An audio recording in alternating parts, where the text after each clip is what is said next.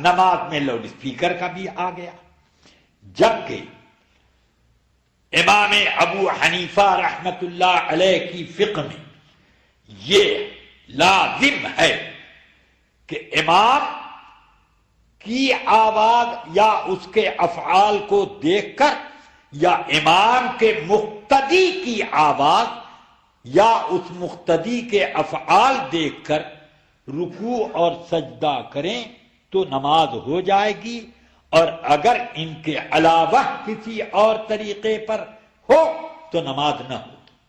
اب مجھے بتاؤ کہ لاؤڈ اسپیکر سے جو آواز نکلتی ہے تو کچھ لوگ بیوقوف بناتے ہیں کہ امام صاحب کی آواز ہے۔ امام صاحب کی آواز اگر اتنی تھی تو اب امام صاحب یہاں کھڑے ہو کے بول رہے ہیں تو ادھر سے کیوں آتی ہے؟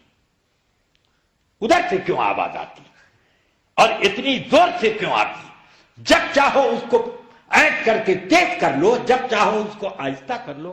امام صاحب کا کان اینٹ کر کے بھی کبھی کر لیا ہوتا تب ہم سمجھتے۔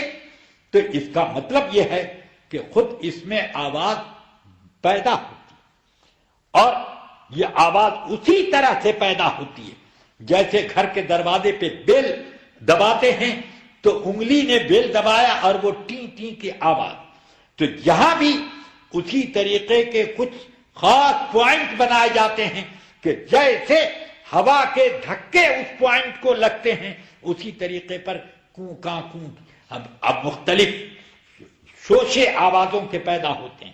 اس سلسلے میں آپ انسائکلوپیڈیا میں دیکھیے کہ میکروفون کی تحقیق پر کیا لکھا۔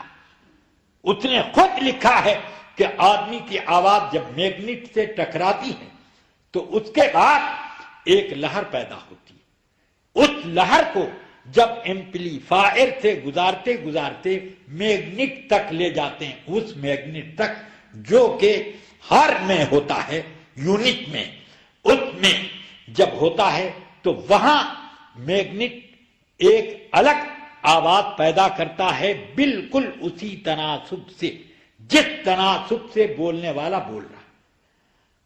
تو یہ ایک نئی آواز ہوئی، ہماری نہ ہوئی، اور اگر ہماری ہوئی تو یہ ہم نے کب ٹی ٹی کرنا شروع کیا تھا جو اس میں سے ایک آواز نکلتی ہے۔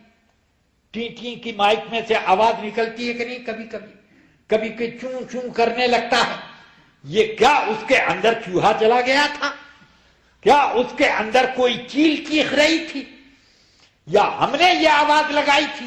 اس کا مطلب یہ ہے کہ خود اس کے اندر ایسی صلاحیتیں بنائی گئی ہیں جس سے آوازیں مختلف انداز کی بنتی۔ نہ یہ امام صاحب ہیں اور نہ یہ امام صاحب کے مقتدی ہیں، تو اب پھر آپ نے کس کی اقتداء میں نماز ادا کی؟ نماز کیسے ہوگی؟